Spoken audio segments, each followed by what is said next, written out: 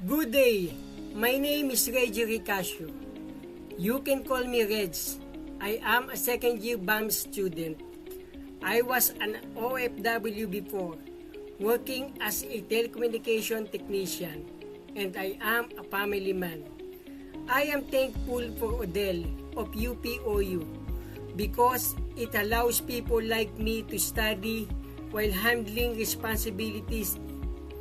In the system, I see Plato's idea that education should be open to everyone.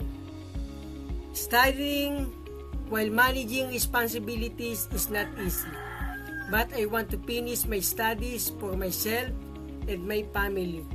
I learned that planning is not enough. I need discipline and steady action every day.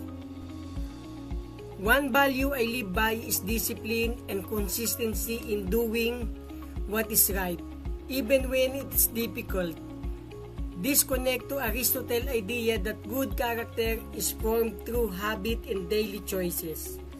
I also relate this to Plato's allegory of the cave. Some people think real learning only happens inside the classroom, but through Odell, I learned that education is not limited to four walls. Learning depends on effort and commitment. Seeing corruption in the government today also made me think about how leaders affect the daily lives of people. In social science too, I want to understand important ideas about society, economics, and politics, and use them to better understanding what is happening in our society today. My guiding question is, how can a society stay stable when people have different interests and opinions? Thank you.